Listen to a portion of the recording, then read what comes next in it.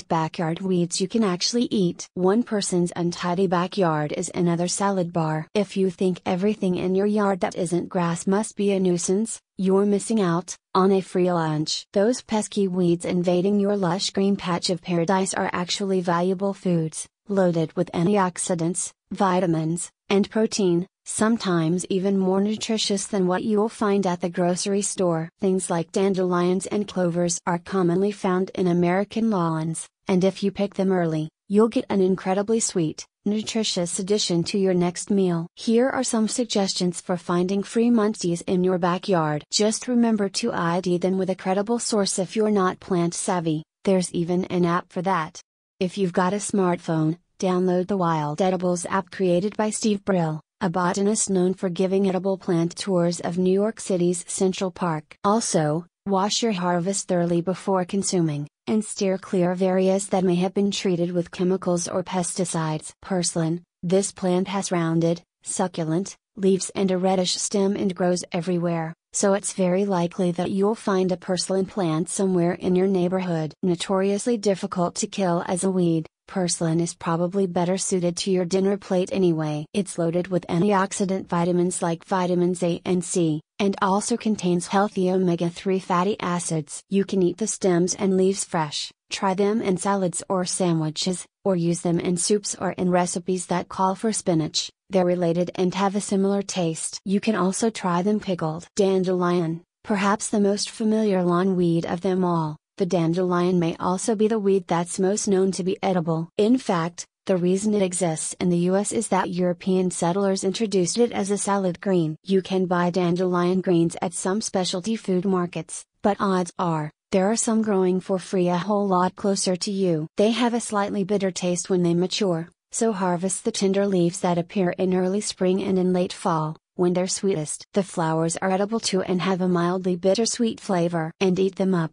Dandelions have more beta-carotene than carrots. Bamboo, this familiar plant has been made into everything from floorboards to pajamas. It's actually a type of grass. And though it's grown by U.S. farmers in warm climates and even as far north as New England, you're probably aware that as a weed, bamboo can be very invasive and hard to control. You can, however, learn how to grow non-invasive bamboo at home. Bamboo shoots are full of fiber, and are sometimes described as tasting like corn. Should any pop up in your vicinity, harvest shoots that are less than 2 weeks old and under 1 foot tall. Bamboo shoots have to be cooked before you eat them. Peel the outer leaves away and remove any tough flesh. Cut across the grain into 1/8 inch slices, and boil in an uncovered pan for 20 minutes, or longer, if there's still a bitter taste to them. After they're prepared in this way, you can eat them with some soy sauce, add to salads, or use them in stir fries. Lamb's quarters, despite the name, this isn't meat. Lamb's quarters is a weed commonly referred to as wild spinach. It starts to appear, fortunately enough, in early summer after the last of the spring spinach has disappeared from farmers' markets. It's loaded with calcium and protein as well as vitamins A, C and K, even more so than traditional spinach. The best way to eat the leaves, says Hank Shaw,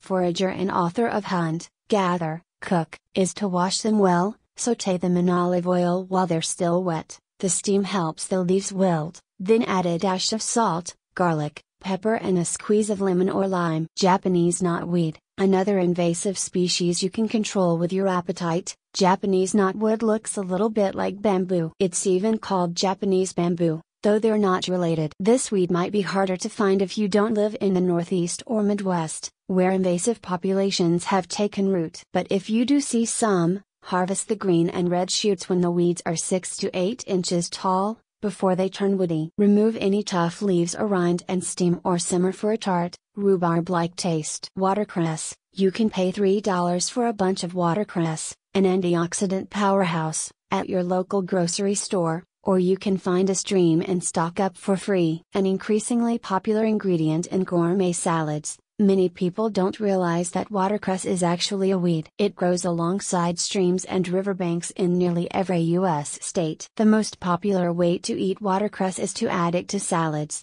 such as this Quick Beet Plus watercress salad, raw. Here are 9 more tasty ways to eat watercress. Kudzu, gardeners, homeowners, landscapers and foodies south of the Mason-Dixon line, take heed. Kudzu, the weed that ate the South, can actually be eaten itself. This highly invasive weed, introduced from Japan in the late 1800s, now covers over 7 million acres of the southern U.S. and is nearly impossible to kill. Thus, you have an unending supply with which to experiment in the kitchen. Southerners have found dozens of ways to eat kudzu, including making jams and jellies, and pickling the flowers that appear in late summer. For your first efforts at cooking it, try steaming or boiling the roots until they're tender and adding soy sauce or miso, as is often done in Asian cooking. The plant is also used in Chinese medicine for treating allergies, colds, fevers, and as a digestive aid. Brew a kudzu tea by chopping up a cup of leaves and boiling them for about 30 minutes to treat what ails you. Red clover, another weed you'll see all over the U.S., red clover has been used for ages as a folk remedy for cancer. It contains the phytoestrogen genistein, which, although controversial, has been found to have a protective effect against colon and prostate cancers. However, because there's some evidence that phytoestrogens can have the opposite effect on breast cancer, go easy on it. But if you have some growing in your yard, an occasional meal of the flowers sprinkled over rice or cooked in soy sauce can be tasty and a good way to clean up your yard. In addition to being potential cancer fighters, clover flowers are high in protein. You can also eat white clover, but it's not as nutritious or flavorful as red.